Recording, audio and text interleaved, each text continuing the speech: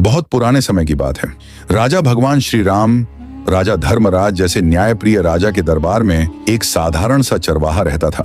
वह राजा की गायों और बकरियों की देखभाल करता था।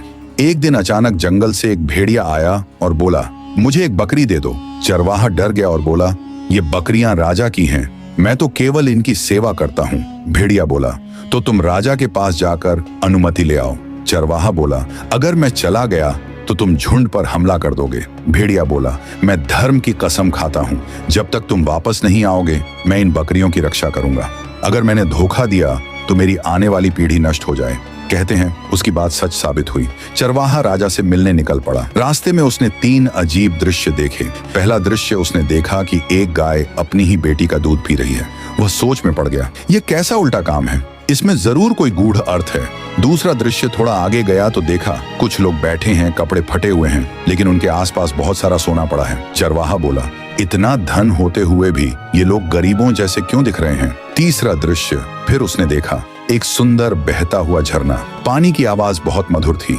वह पानी पीने गया, लेकिन पास जाते ही तेज बदबू आई। वह पीछे हट गया और बोला, दिखने में साफ लेकिन भीतर से इतना गंदा।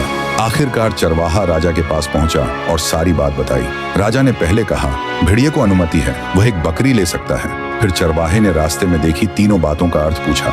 राजा मुस्कुराए और बोले, जो गाय अपनी बेटी का दूध पी रही थी वह आने वाले समय की निशानी है।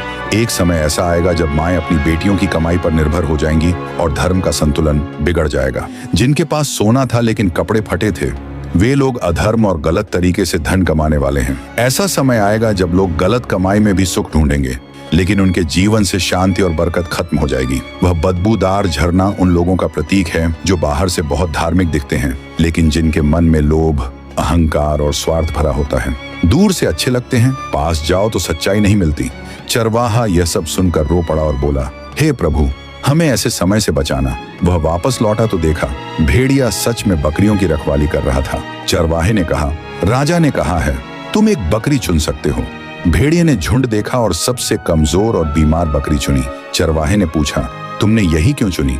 भेड़िया बोला, क्योंकि यह बकरी अपने ईश्वर का स्मरण नहीं करती थी। जो अपने सृष्टिकर्ता को भूल जाता है वह सबसे पहले कष्ट में पड़ता है। ये कहकर भेड़िया चला गया। चरवाहा सोचता रह गया, जो भगवान को भूल जाता है वही सबसे बड़ा नुकसान उठाता है। इस कहानी की सीख, हर समय ईश्वर का स्मरण करते रहो, अधर्म और गलत कमाई से दूर रहो, मन को साफ और सच्चा रखो, दिखावे की भक्ति नहीं सच्ची भक्ति करो। आओ आज हम सब मिलकर भगवान का नाम लें और अपने कर्मों को शुद्ध करें।